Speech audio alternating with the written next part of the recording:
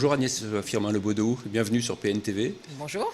Alors, vous êtes députée de la 7e circonscription de la Seine-Maritime. Depuis le week-end dernier, vous êtes aussi la nouvelle porte-parole du parti politique qui vient de naître, Agir, parti qui a été lancé globalement après les législatives de 2017.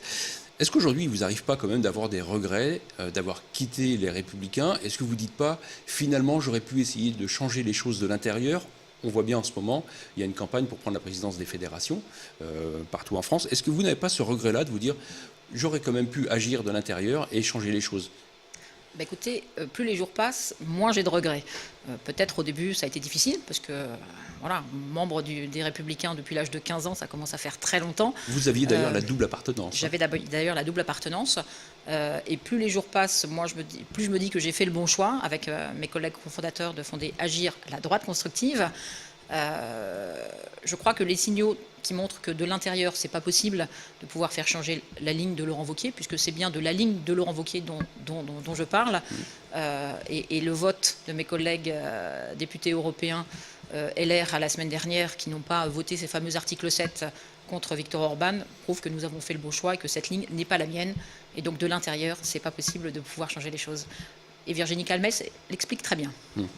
Depuis le week-end dernier, donc, vous êtes la porte-parole d'Agir, la droite reconstructive, qui tenait son congrès en présence d'Alain Juppé. Alain Juppé, dont est également proche Édouard Philippe. Édouard Philippe qui tenait, lui, la 7e circonscription avant vous. Est-ce que vous n'êtes pas un peu son poisson pilote auprès d'Alain Juppé ? Alors, je ne suis le poisson pilote de personne. Moi, je fais de la politique depuis très longtemps avec cette volonté d'être indépendante, de bien sûr porter des valeurs. Je porte les mêmes valeurs qu'Édouard Philippe, ça c'est un secret pour personne. Je porte les mêmes valeurs qu'Alain Juppé. Voilà, donc je ne suis pas le poisson pilote d'Édouard Philippe, même si nous avons été très proches et que j'ai souhaité, moi, accompagner sa démarche, puisque j'ai souhaité fonder, être tout de suite membre des Constructifs pour pouvoir voter la confiance au Premier ministre et donc à Édouard Philippe. Agir, la droite constructive, c'est la nouvelle UMP qu'avait fondée Édouard Philippe avec Alain Juppé en 2002. Édouard Philippe, à l'époque, était directeur général. Donc, directeur général. Oui, j'appelle volontairement Agir, la droite constructive, l'UMP moderne. Je crois qu'Agir, c'est vraiment le rassemblement de la droite modérée. Et cette notion de rassemblement, c'est ce que le LR d'aujourd'hui ont perdu, puisqu'ils ont commencé par exclure, et notamment exclure Édouard Philippe. Le Premier ministre, aujourd'hui, n'a plus d'appartenance politique à aucun parti, vous le disiez à l'instant. Est-ce que vous souhaitez qu'il rejoigne Agir, pardon. Ça, il faudra lui poser la question à lui. D'abord, je n'ai pas l'habitude de répondre à la place des personnes. Et moi, je trouve que c'est ce qui lui donne cette modernité et aussi cette crédibilité, peut-être. Il est au-dessus des partis. Il est chef d'une majorité, il le dit d'ailleurs et il le revendique. Mais de ne pas avoir de parti politique, je crois que c'est très moderne et ça ne laisse pas auprès de la population suspect de quelque orientation que ce soit. Donc, c'est plutôt bien. Bon, Agir sur le terrain, combien de divisions? Jean-François Copé disait il y a quelques jours que finalement Agir, c'est un groupuscule. Concrètement, Agir dans la région, c'est quoi? C'est combien de personnes? C'est qui, en dehors de vous? Alors pour l'instant, Agir est fondé depuis dimanche. Nous avons commencé à nous organiser. Donc je suis porte-parole, mais je suis aussi avec mon collègue sénateur Emmanuel Capus, responsable de l'organisation sur tout le territoire. Donc nous avons 90% des départements qui sont couverts par des référents départementaux. Donc je suis référente pour la Seine-Maritime. Il y a maintenant 5 référents sur la Seine-Maritime, donc un à Yvetot, un au Havre, un à Rouen, un à Fécamp et un sur la région, sur l'est du département. Et puis chacun commence à aller battre le terrain pour pouvoir avoir des adhérents et ça commence gentiment à rentrer. Est-ce que vous considérez dans la majorité, comme le dit Valérie Pécresse, ou est-ce que vous êtes un parti d'opposition ? Donc nous siégeons dans l'opposition à l'Assemblée nationale, nous sommes bien un groupe d'opposition. Agir a pour vocation d'être constructif. Constructif, ça veut dire quoi? Ça veut dire être capable d'accompagner les réformes, qu'elles soient portées par un gouvernement de droite ou de gauche, ou alors de s'opposer. Mais lorsqu'on s'oppose, on propose, c'est un peu notre devise, et s'opposer systématiquement, comme le font d'autres groupes politiques, et notamment celui des LR, s'opposer systématiquement sur des réformes que nous avons portées pendant la campagne électorale. Je crois que les Français en ont marre de cette opposition systématique, et je crois qu'il est temps de faire gagner la France, parce que c'est notre intérêt, et je pense que nous serons collectivement responsables si nous n'accompagnons pas le gouvernement d'Édouard Philippe à réparer la France comme il le dit, parce que sinon, la prochaine fois, ce plafond de verre qui se fissure depuis 2002, la digue va vraiment finir par se casser et nous aurons les extrêmes. Et je crois que les partis politiques en sont responsables. Et vous faites référence indirectement aux prochaines européennes. On voit que les sondages sont très forts pour le Front National, enfin le Rassemblement National maintenant. Oui. Dernier sondage à 21%, c'est-à-dire qu'il talonne la République En Marche. Vous-même, chez Agir, quelle va être la stratégie pour les européennes? Pour l'instant, on n'y voit pas très clair. Alors pour l'instant, vous n'y voyez pas très clair parce qu'il n'y a pas de stratégie. Pour l'instant, nous construisons nos projets, nous construisons notre projet européen, nous définissons notre ligne et en fonction du projet que nous définirons, on verra bien. Moi, je dis depuis quelques semaines, depuis quelques mois qu'il y a toujours 3 options. L'option, c'est une liste de grands rassemblements central, avec La République En Marche, le MoDem, l'UDI et Agir.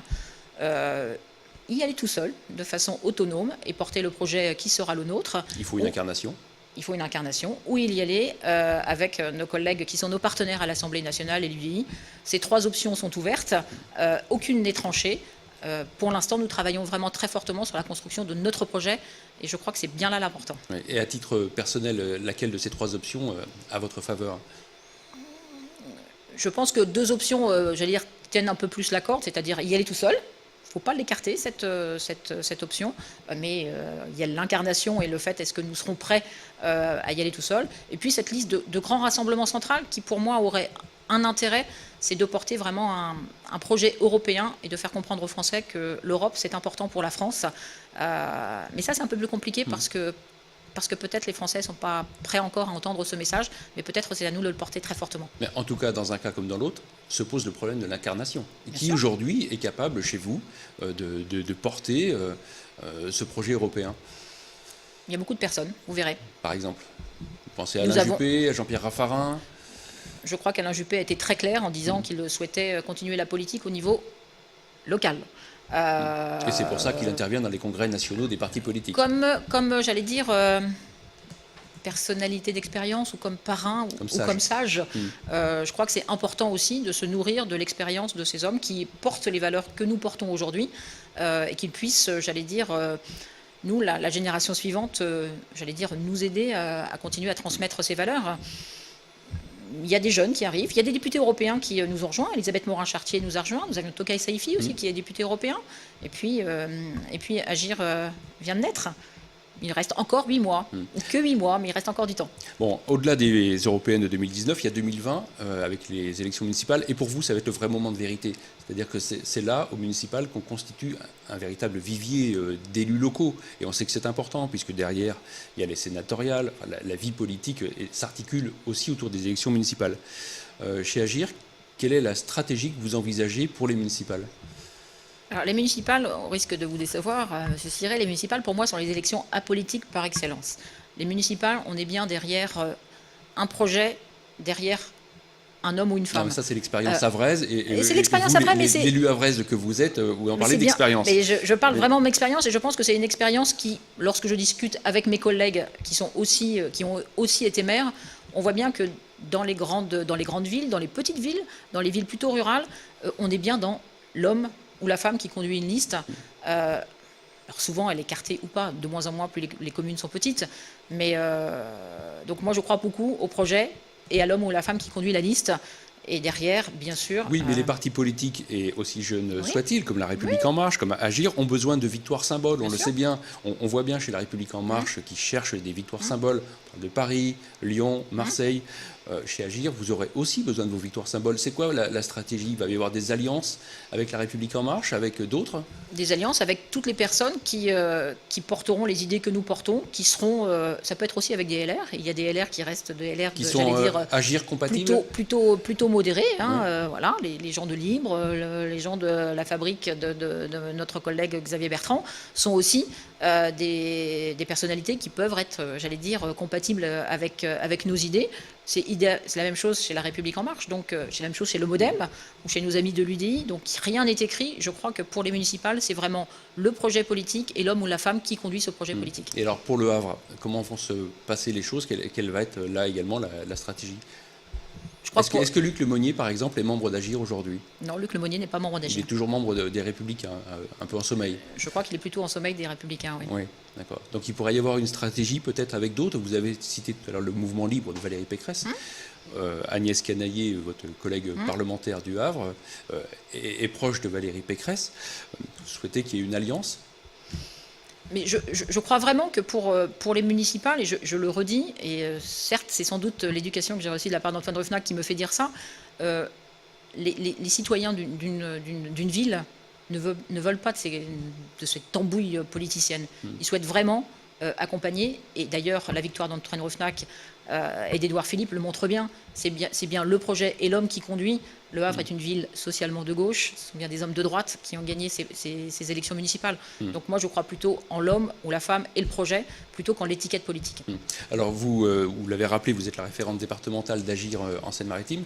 J'imagine que vous regardez avec un œil un petit peu particulier et intéressé quand même la situation de Rouen, qui est un cas unique dans la région, puisque le maire a déjà annoncé qu'il n'allait pas se représenter. Qu'est-ce que vous souhaitez pour Rouen? Qui voyez-vous comme maire? Et là aussi, quelle stratégie? Est-ce qu'Agir sera présent dans cette élection municipale? Je vais vous redire la même chose que ce que je vous ai dit pour Le Havre. Je crois que pour le coup, pour la droite modérée que nous souhaitons tous voir gagner un jour de nouveau à Rouen, la fenêtre de tir est importante. Maintenant, charge aux Rouennais de s'organiser et de pouvoir faire comme nous l'avons fait au Havre, une liste d'union, parce que c'est vraiment l'union qui fait gagner, c'est l'union qui fait la force, derrière qui maintenant aux Rouennais de s'organiser. Il y a les personnalités, j'allais dire politiques, il y a peut-être aussi des personnalités de la société civile qui pourraient éventuellement être candidats. L'exécutif a passé un été un peu compliqué. L'affaire Benalla est toujours au devant de la scène, on l'a vu hier avec la commission d'enquête au Sénat. Est-ce que cette affaire Benalla, pour vous, marque une vraie rupture? Alors, je crois que notre groupe parlementaire a eu tout de suite par rapport à l'affaire Benalla, qui n'est pas une affaire d'État, moi je le dis vraiment de façon très, très décontractée, je pense que si le président de la République avait tout de suite arrêté cette affaire en disant il y a un problème en interne... Est-ce qu'elle ne montre pas quand même un dysfonctionnement de l'État, cette affaire-là? Non, elle ne montre pas un dysfonctionnement de l'État, elle montre le dysfonctionnement d'un service à l'Élysée. Voilà, c'est pas un dysfonctionnement de l'État. Maintenant, dans la communication, ça s'est mal passé et cette affaire s'est emballée. Certains ont souhaité en faire une affaire d'État. Nous en sommes là. Il y a une commission qui travaille, qui continue à faire son travail. Et l'audition hier de M. Benalla en est la preuve. Maintenant, attendons les résultats de cette commission d'enquête. Et ça vous satisfait, le fait qu'il y ait une commission sénatoriale qui poursuive le travail alors qu'à l'Assemblée nationale, bon, ça a tourné court?